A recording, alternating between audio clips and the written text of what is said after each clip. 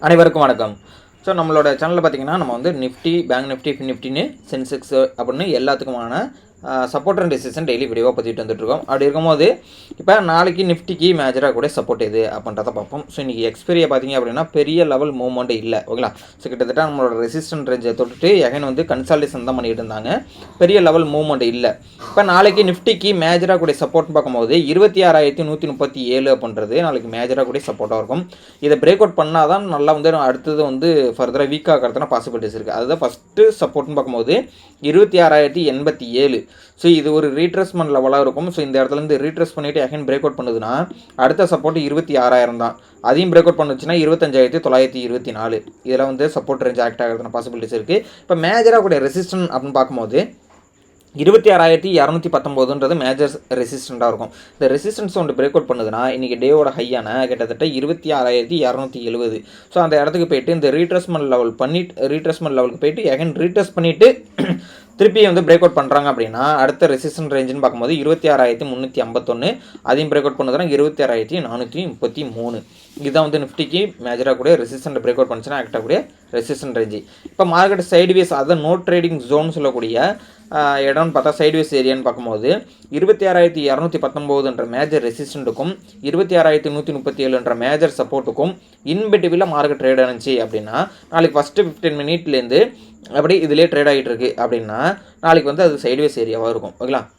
இந்த இடத்துல வந்து ட்ராவல் ஆகும்போது கண்டிப்பாக ப்ரீமியம்லாம் வந்து மெல்ட்டிங் தான் நடக்கும். பெரிய லெவல் பெரிய ஒரு ஹைப்பான ஒரு பாயிண்ட்ஸ் கெயின் பண்ண முடியாது, ஓகேங்களா. அதனால் வந்து நிஃப்டி வந்து இந்த இடத்துல நோ ட்ரேடிங் ஜோனில் இருந்ததுன்னா அவாய்ட் பண்ணுறது பெஸ்ட்டு. இது நிஃப்டிக்கு. Next bank Nifty. So bank நிஃப்டியை பொறுத்தளவுக்கு பார்த்தீங்கன்னா மேஜராக இருக்கக்கூடிய சப்போர்ட் நாளைக்கு பார்க்கும்போது கிட்டத்தட்ட 59,991 நாளைக்கு மேஜராக கூடிய சப்போர்ட் ரேஞ்சாக இருக்கும். இந்த major support once break out பண்ணுதுன்னா இன்றைக்கி வந்து லோ கிட்டத்தட்ட 59,835 அடுத்த ரீட்ரெஸ்மெண்ட் லெவல். ஸோ இந்த டேவோட லோன்றதை ரீட்ரெஸ் பண்ணிவிட்டு எகைன் பிரேக் அவுட் பண்ணுது அப்படின்னா அடுத்த சப்போர்ட்டாக பார்க்கும்போது 59,581. செகண்ட் சப்போர்ட்னு பார்க்கும்போது 59,327. இப்போ மேஜராக கூட ரெசிஸ்டன்ட் பார்க்கும்போது 60,244 மேஜர் ரெசிஸ்டண்ட்டாக இருக்கும். இந்த ரெசிஸ்டண்ட்டை ஒன்று பிரேக் அவுட் பண்ணுதுன்னா ப்ரீவியஸ் ஸ்விங் ஹை கிட்டத்தட்ட 60,400 வரலையும் போயிட்டு ரீட்ரெஸ் பண்ணிவிட்டு எகைன் வந்து பிரேக் அவுட் பண்ணுறாங்கன்னா 60,657, 60,900. இதுதான் வந்து அடுத்தடுத்த ஆக்டாகக்கூடிய ரெசிஸ்டன்ட் ரேஞ்சாக இருக்கும். இப்போ பேங்க் நிஃப்டியை பொறுத்தளவுக்கு சைட்வேஸ் ஏரியான்னு பார்க்கும்போது 60,244க்கும் 59,990 கிட்டத்தட்ட 60,000 நாளைக்கு வந்து ஒரு 240 பாயிண்ட் வந்து நாளைக்கு நோ ட்ரேடிங் ஜோன் சொல்லியிருக்கும். கிட்டத்தட்ட ப்ரீவியஸாகவே இந்த இடத்துல பாருங்களேன், இன்றைக்கி நடந்த மாதிரியே ப்ரீவியஸாகவும் நடந்திருக்கு. ஒன்று இந்த இடத்துல வந்து சைட்வேஸ் பண்ணலாம், இல்லைனா பெரிய லெவலில் மூவ்மெண்ட் கொடுத்து இந்த மேஜர் ரெசிஸ்டண்ட்டுக்கும் மேஜர் சப்போர்ட்டுக்கும் போகலாம். இதான் வந்து பேங்க் நிஃப்டிக்கு நடக்கிறதான வாய்ப்புகள் இருக்குது இந்த இடத்துல.